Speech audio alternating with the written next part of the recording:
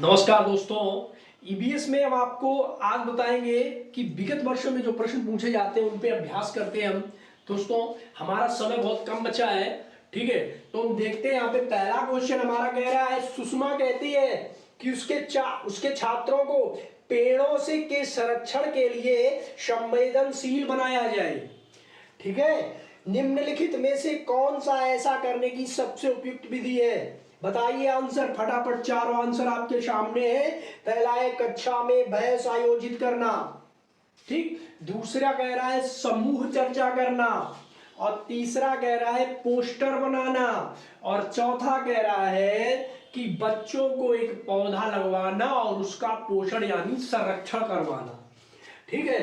तो पेड़ों के संरक्षण के लिए सबसे अच्छा तरीका यही है कि आप एक पेड़ लीजिए, उसको लगाइए और उसको पोषित कीजिए, तो वनों का संरक्षण रहेगा, ठीक है। इस तरह से अगर बच्चों को आप एक एक पौधा देंगे और कहेंगे कि इनका आपको संरक्षण करना है, मतलब इसका पोषण करना है, पानी, खाद, साफ सफाई इत्यादि करनी है, तो सुषमा की जो बात है वो हमारा चौथा ऑप्शन डी बिल्कुल सही है, ठीक है।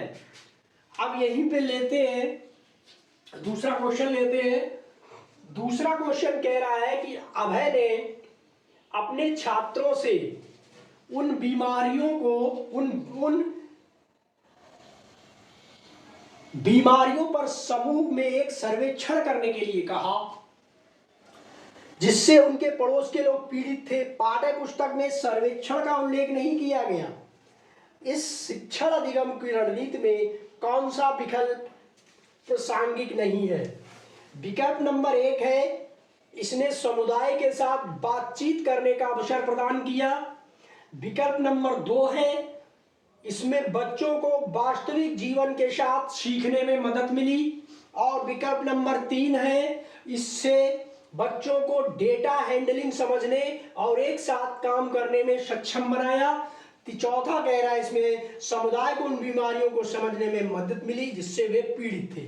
फटाफट आंसर बताइए, आपके सामने क्वेश्चन है, फटाफट बताइए जरा। यहाँ पे आपका आंसर है C part. C part answer है, ठीक है। क्या हुआ कि इसमें बच्चों को डेटा हैंडलिंग समझने और एक साथ करने के लिए सक्षम बनाया है, ठीक है। अब आगे बढ़ते हैं। यहीं पे क्वेश्चन है कि राष्ट्रीय पाठ्य चर्चा 2005 के अनुसार निम्न में किसे पर्यावरण अध्ययन की थीम में शामिल नहीं किया गया है? तो दोस्तों, राष्ट्रीय पाठ्य चर्चा 2005 के अनुसार कौन सी थीम है इसमें जो इसे शामिल नहीं किया गया है? परिवार और मित्र है, आवास है, मृदा है, हम चीजें कैसे बनाते हैं। तो हमारी जो थीम थी, थीम देख लीजिए, थीम है परिवार और मित्र। दूसरी है यात्रा, तीसरी है भोजन, आश्रय, यात्रा, भोजन, आश्रय, बीमारियां और चीजें जो हम करते हैं या देखते हैं, ठीक है। ये क्वेश्चन था। तो इसमें क्या कह रहा है? इसमें पहला है परिवार और मित्र है, दूसरा है मृदा, नहीं, दूसरा है आवास है, तीसरा मृदा, मृदा नहीं है इसमें। तो इसका ऑप्शन कौन सा होगा? सी पार्ट होगा।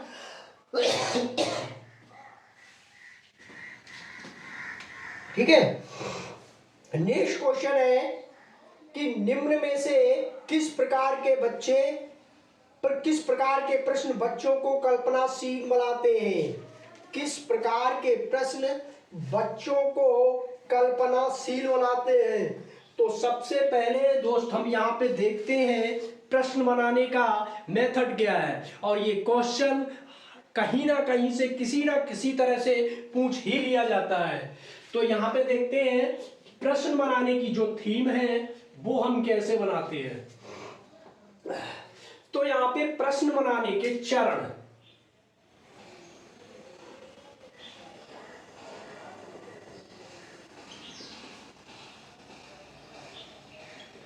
अब हम यहाँ पे बात करते हैं प्रश्न बनाने के चरण क्या आते हैं। तो सबसे पहले आप क्या करोगे, सबसे पहले रूपरेखा या डिजाइन तैयार करोगे। क्या करोगे, रूपरेखा बनाओगे या डिजाइन। ठीक, दूसरे चरण में आपको क्या करना होगा, दूसरे चरण में ब्लूप्रिंट तैयार करोगे, ब्लूप्रिंट तैयार करना है। तीसरे चरण में हमें क्या करना है, प्रश्न लिखना है। और चौथे चरण में हमें क्या करना है, प्रश्नों का संपादन करना है। प्रश्नों का संपादन करेंगे और लास्ट में मूल्यांकन, मतलब प्रश्न पे क्या कहते हैं, अंक योजना बनाएंगे। क्या बनाएंगे, अंक योजना बनाएंगे। ठीक है, तो ये हमारे 5 चरण है प्रश्न बनाने के। ठीक है दोस्तों, अब यहाँ पे हमने आपको 5 चरण बताए। पहले क्या करेंगे, प्रथम रूपरेखा या डिजाइन तैयार करेंगे, फिर ब्लूप्रिंट तैयार किया जाएगा, फिर प्रश्न लिखे जाएंगे, फिर प्रश्नों का संपादन होगा और उनके अंक योजना बनाई जाएगी कि कौन सा प्रश्न किस अंक का है। ठीक है, यहां तक ये आपको समझ में आ गई, स्क्रीनशॉट ले लीजिए। अब हम आपको बताएंगे प्रश्नों के प्रकार कौन से होते हैं। ठीक है, अभी जो हमसे क्वेश्चन पूछा गया है वो इसी से रिलेटेड है, तो हम प्रश्न के बारे में सारी जानकारी कर लें तो अच्छा होगा एक ही क्वेश्चन से। तो यहाँ पे हमने क्या किया, पहले प्रश्न में हमने आपको बताया कि प्रश्न बनाने के चरण। अब हम आपको बता रहे हैं प्रश्नों के प्रकार क्या होते हैं। तो प्रश्नों के प्रकार, अगर यहां पे बात की जाए तो पहले और होते हैं मुक्त अंत वाले प्रश्न। पहला है मुक्त अंत वाले प्रश्न। ठीक, पहले होते हैं मुक्त अंत वाले प्रश्न। अब ये मुक्त अंत वाले प्रश्न क्या होते हैं, इनके बारे में देखते हैं। ठीक है, इस प्रकार के प्रश्नों में उत्तर मुक्त होते हैं, मतलब स्वतंत्र होते हैं। ठीक है, शिक्षार्थी अपनी समझ से प्रश्नों के उत्तर देता है।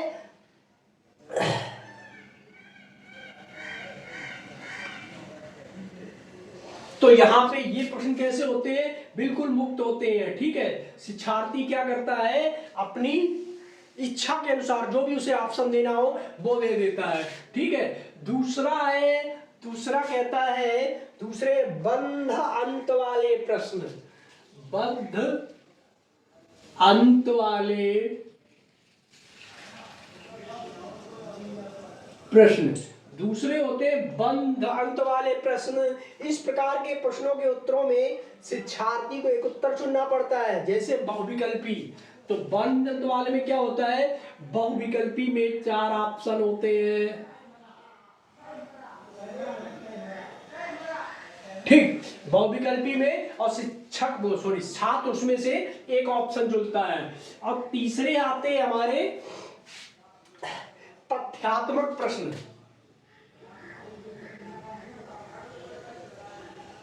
तथ्यात्मक प्रश्न, ठीक, तथ्यात्मक प्रश्न में कौन से आते हैं, तथ्यात्मक प्रश्न के अंतर्गत है कि जिनके उत्तर सही, इनके उत्तर क्या होते हैं, सही और गलत होते हैं। चौथा आता है हमारा अभिसारी प्रश्न।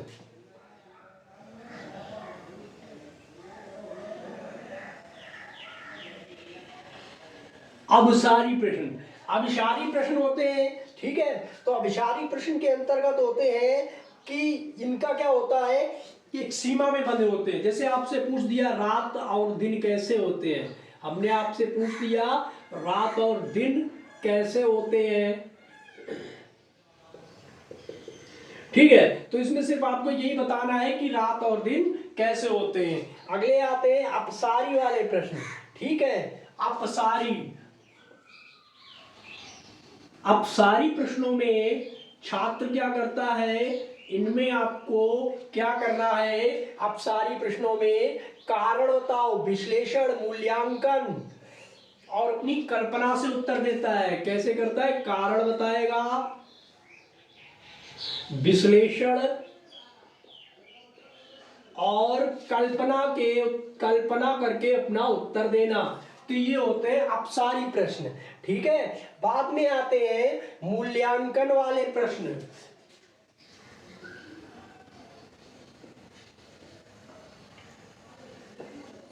मूल्यांकन वाले प्रश्न हो गए।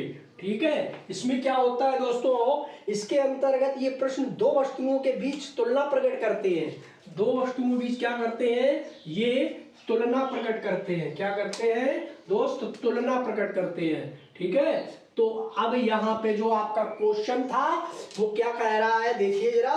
क्वेश्चन कह रहा है निम्नलिखित में किस प्रकार के प्रश्न बच्चों को कल्पनाशील बनाते हैं? तो कल्पनाशील, ये वाला ऑप्शन आपका रहा, अपसारी प्रश्न बच्चों को कल्पनाशील बनाते हैं। आपका आंसर मिल गया दोस्तों। तो आपका आंसर सी पार्ट हो गया। और जो हमने बताया है वो भी नोट कर लो।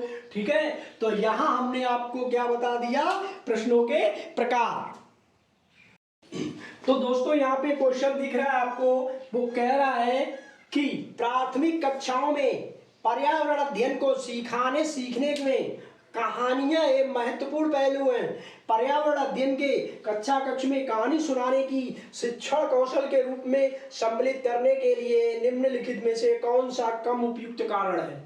कम उपयुक्त कारण बताना है आपको। पहला है कहानियां पर्यावरण अध्ययन अवधारणाओं से संबंध जोड़ने के लिए संदर्भ उपलब्ध कराती हैं। दूसरा कह रहा है कहानियों में व्यक्तियों के अनुभव शामिल होते हैं। बिल्कुल सही बात है।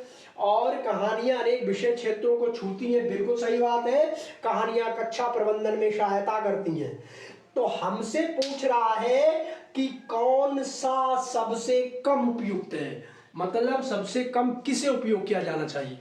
तो जो चार आपके दिए वो तो उपयुक्त है, और जो लास्ट वाला आंसर है डी पार्ट, जिसे क्या कहते हैं? कहानियां कक्षा में क्या करती हैं? प्रबंधन में सहायता करती हैं। तो यहाँ पे आपका ये ऑप्शन नंबर डी बिल्कुल सही है। ठीक है, अब हम यहीं पे बात करें एक और बढ़िया दूसरे क्वेश्चन की, जो अभी अभी हमने वो कॉन्सेप्ट आपको बताया है। क्वेश्चन है कक्षा 5A के शिक्षक एक सवाल देते हैं। क्या कहते हैं? पेड़ों के 5 लाभ लिखिए। जबकि कक्षा 5B के शिक्षक ने निम्न सवाल देते हैं। कक्षा A के शिक्षक सवाल देते हैं और कक्षा B के शिक्षक सवाल देते हैं।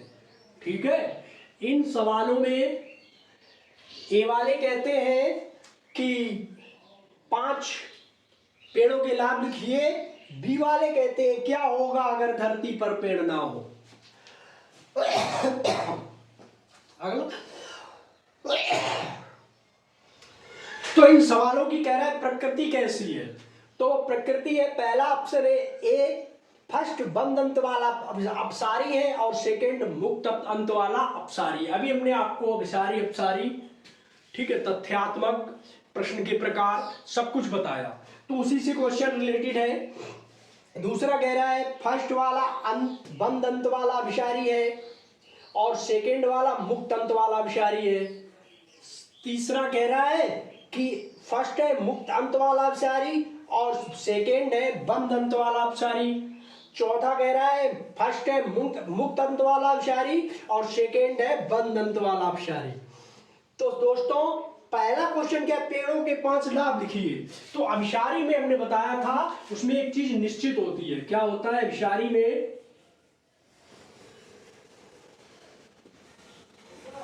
अभिसारी प्रश्नों के अंतर्गत क्या क्या चीजें आती हैं?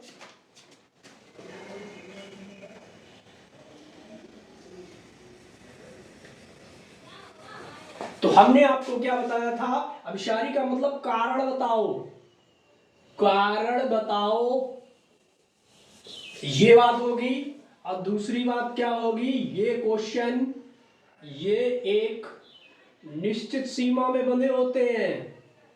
इनकी क्या होती है? एक निश्चित सीमा होती है। तो दोस्तों निश्चित सीमा होती है, तो उन्होंने कहा पेड़ों के क्या बताओ? 5 लाभ बताओ। ठीक है, और अभिसारी प्रश्न, ठीक, ये बताया। दूसरा क्या था, मुक्त अंत वाले। मुक्त अंत वाले मतलब वे प्रश्न होते हैं जिनमें प्रश्न क्या होते हैं, स्वतंत्र होते हैं, ठीक है, उत्तर मुक्त होते हैं। शिक्षार्थी अपनी समझ से उत्तर देता है। कैसे देता है, बच्चा अपनी समझ से उत्तर देगा, ठीक है, बंद अंत वाले हो गए। और तीसरा कह रहा है अपसारी। हमने क्या बताया था अपसारी के बारे में, जिसमें क्या होता है, कल्पनाशील हो, कल्पने से हो और विश्लेषण करता हो, मनोवैज्ञानिक, इस तरह के क्वेश्चन कहलाते हैं अपसारी प्रश्न। तो दोस्तों हमारा जो ऑप्शन यहाँ पे आपको दिख रहा होगा वो कह रहा है कि बंद अंत वाला अभिसारी है और सेकेंड मुक्त अंत वाला अपसारी है। तो हमारा ऑप्शन नंबर बी बिल्कुल सही है। ऑप्शन नंबर कौन सा आ रहा है यहाँ पे, बी। दोस्तों यहाँ पे आपको ये क्लास कैसी लगी, कल हम फिर आएंगे आपके लिए इसी तरह अच्छे अच्छे क्वेश्चन लेके। आप हमारी क्लास में ऐसे ही बने रहिए, इसे लाइक और शेयर जरूर कर दीजिए। धन्यवाद।